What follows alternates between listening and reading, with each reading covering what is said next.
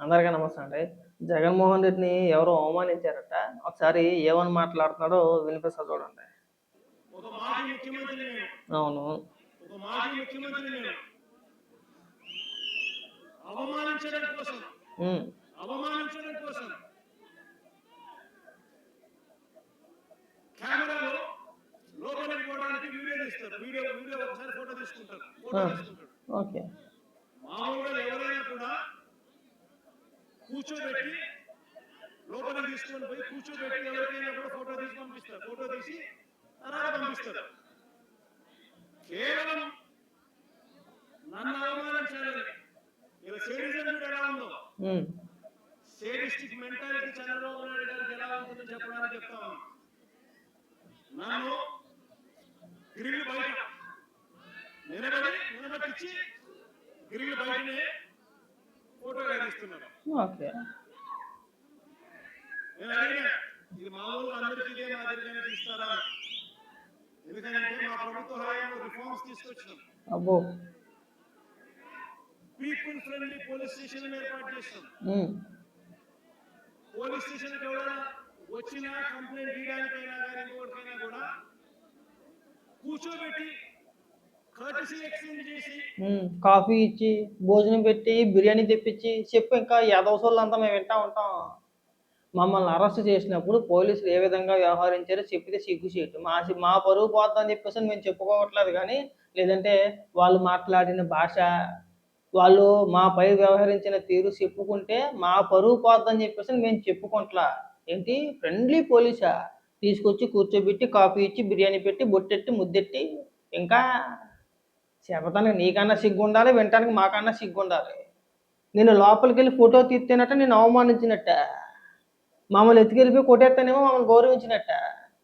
మనిషి పోయా నువ్వు అసలు కనీసం సిగ్గు శరం లేకుండా మాట్లాడుతూ ఉంటావు. మనిషి జన్మ కాదు నీదైతే కనుక మాట్లాడు.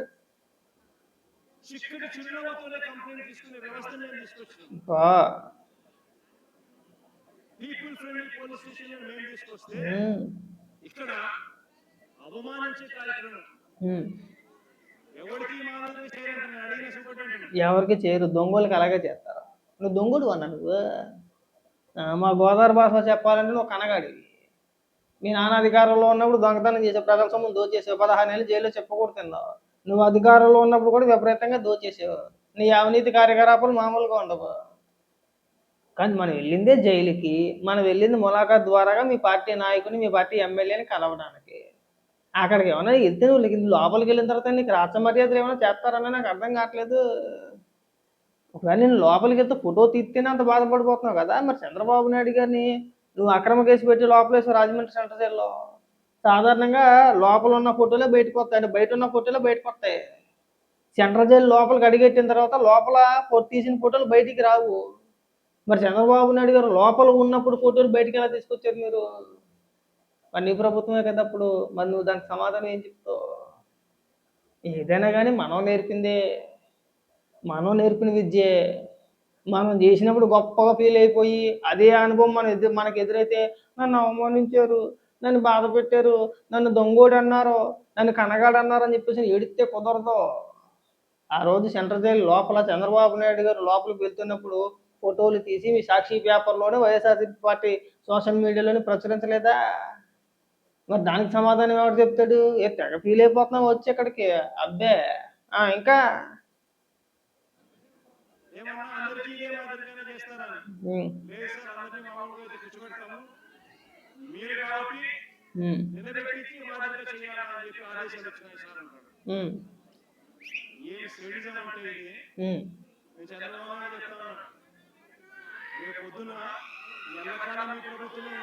ఉండదు.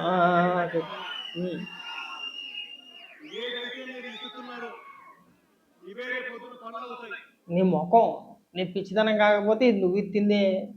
2019 నుంచి 2024 మధ్యలో గత 5 ఏళ్ల కాలం పాటు నువ్వు అధికారంలో ఉన్నప్పుడు నువ్వు చేసిన ఘనకార్యాలు ఇవన్నీ కూడా నువ్వు ఇచ్చిందే. ఆ రోజు నువ్వు ఇచ్చేసి వెళ్ళిపోయావు, ఈరోజు పండ్లు అయ్యి కాచేస్తున్నాయన్నమాట. ఆ దెబ్బలే ఇవన్నీ మనకు తగిలేస్తున్నాయి. మనం అలవాటు చేసిందే, మనం నేర్పిన విద్యే. మనకి సిగ్గు ఉండాలి ఇలాంటి మాటలు మాట్లాడటానికి. పైగా ఏమని మాట్లాడుతున్నారంటే ఇక్కడికి వచ్చి బెదిరించేస్తున్నాడు. అయినా నాకు తెలియగలుగుతుంది నీకు ఈ పర్యటనకి వెళ్తానికి ఏమైనా సిగ్గేమన్నా అనిపిస్తుందా?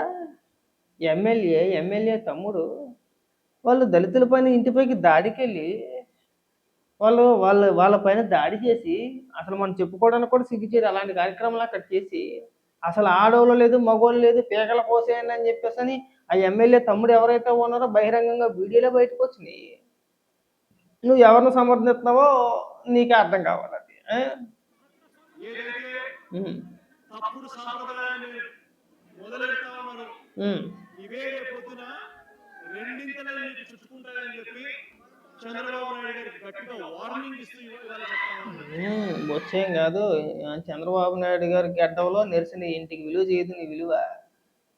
నువ్వు పెద్ద పెద్ద ముద్ర మాటలు మాట్లాడమాక, మన బతుకు అంత కాదు. చంద్రబాబు నాయుడు గారికి వార్నింగ్ ఇచ్చేసేంత బతుకు నీది కాదు. ఏదో కాలం కలిసి వచ్చి నీవు చేసిన విష ప్రచారాలన్నీ కలిసి వచ్చి నీ అదృష్టం బాగుండి ఆంధ్రప్రదేశ్ రాష్ట్ర ప్రజల కర్మ కాలిపోయి 2019లో నువ్వు ముఖ్యమంత్రి అయ్యావు కానీ లేకపోతే తమరి బతుకు అందరికీ తెలిసిందే. ఆ దిక్కుమాల బతుకు గురించి మనం ఇక్కడ మాట్లాడుకోకూడదు. నువ్వు పెద్ద పెద్ద ముద్ర మాటలు మాట్లాడి చంద్రబాబు నాయుడు గారికి వార్నింగ్ ఇచ్చే స్టేజ్ నీది కాదు. గుర్తుపెట్టుకుంటే బాగుంటుంది. మన బతుకు అంత కాదు. మనకి ఆయనకి చాలా తేడా ఉంది. ఒకసారి మన హిస్టరీ చూసుకుంటే అంతా కూడా కన్నాలు ఎవరలా ఉంటాయి. అంతా దొంగతనం కేసులే ఉంటాయి మన పైన. అన్ని 420 కేసులే. మనం దొంగాయే. మనం దొంగ అయ్యుండి మన ఎదుటి వ్యక్తిని ఏలెత్తి చూపించేసి మనం సవాళ్ళు ఇసిరేసి ఛాలెంజ్లు ఇసిరేసి వార్నింగ్లు ఇచ్చేసేంత స్టేజ్కి మనం ఇంకా ఎదగలేదు. ఏదో మళ్ళీ చెప్తున్నాను కదా, నువ్వు ముఖ్యమంత్రిగా అయ్యింది కేవలం మా కర్మ కాలిపోయి నీ అదృష్టం బాగుండి అంతే. పింక్ డైమండ్ అని బాబాయ్ గోడల కోట అని 6,17,000 కోట్ల రూపాయల అవినీతి అని చెప్పేసి అమరావతి మీద విషం కక్కి కోడికత్తి డ్రామా ఆడి బాబాయ్ గోడల కోట డ్రామా ఆడి ఇవన్నీ నీకు విపరీతంగా కలిసి వచ్చి 2019లో నీ అదృష్టం బాగుండి రాష్ట్ర ప్రజల కర్మ కాలిపోయి నువ్వు ముఖ్యమంత్రి అయ్యావంతే. అంతే తప్పితే నువ్వేదో పెద్ద పోటుగాడువనో లేదంటే విపరీతమైన పెద్ద నాయకుడువనో నీకాడు ఓటేసేలా. అది గుర్తుపెట్టుకుంటే బాగుంటుంది అన్న. మాట్లాడు ఇంకా. చూస్తా చూస్తా 2 ఏళ్ళు అయిపోయింది. కళ్ళు మూసుకొని కళ్ళు తెరిచేసరికి మనం 3 ఏళ్ళు కూడా అయిపోతుంది. దాని తర్వాత మాత్రం ఇదే చంద్రబాబు నాయుడు గారికి చెప్తా ఉన్నా, వెన్నుపోటు పార్టీకి నాయకుడిగా ఉన్న చంద్రబాబు నాయుడు గారికి చెప్తా ఉన్నా, ఈ మాదిరిగా తప్పుడు కార్యక్రమాలు ఏదైతే చేస్తా ఉన్నావో, తప్పుడు విత్తనాలు నాటుతా ఉన్నారు. ఈ విత్తనాలు రేపు పొద్దున చెట్లు అవుతాయి. ఒక తప్పుడు వ్యవస్థను మీరు క్రియేట్ చేస్తున్నారు. మానుకోకపోతే ఇది మీకు చుట్టుకుంటాయి రెండింతలై. ఏమి అవ్వదు. నువ్వు అధికారంలోకి వచ్చేది లేదు, సచ్చేది లేదు. నువ్వు రాలేదు. నువ్వు ఏం చేసావని చెప్పేసి అధికారంలోకి నేను మళ్ళీ వచ్చేస్తానని మాట్లాడటం మాకు అర్థం కావట్లేదు. నువ్వు ఇంకా నీకు పిచ్చి ఇంకా నీకు తగ్గలేదన్నా. ఫస్ట్ నువ్వు ఎక్కడైనా మంచి హాస్పిటల్ చూపించుకుంటే బాగుంటుంది. మనం అధికారంలో ఉన్నప్పుడు చెయ్యని అరాచకం అంటూ ఏమీ లేదు. అన్ని అరాచకాలు చేసాం మనం. ఇవాళతో శుద్ధపూస మాటలు మాట్లాడుతున్నావు. ఇవి తగ్గించుకుంటే బాగుంటుంది. నేను మళ్ళీ చెప్తున్నా, 2029 కాదు కదా, నువ్వు 2034 కూడా నువ్వు అధికారంలోకి రాలేవు. రానివ్వరు కూడా. రాను. రాష్ట్ర ప్రజలకు ఒక క్లారిటీ ఉంది. ఇవాళ నువ్వు ఎందుకు అంతలా ఏడుతున్నావో కూడా మాకు ఒక క్లారిటీ ఉంది. ఇవాళ నువ్వు పర్యటన ఎందుకు పెట్టుకున్నావో కూడా మాకు క్లారిటీ ఉంది. ఎందుకు పెట్టుకున్నాడు చెప్పండి ఇవాళ జగన్మోహన్ రెడ్డి? ఇవాళ ఎందుకు పెట్టుకున్నాడో దానికి కారణం చెప్తా. ఇవాళ అమరావతిలో చంద్రబాబు నాయుడు గారు సీడ్ యాక్సెస్ రోడ్ని ప్రారంభించారు.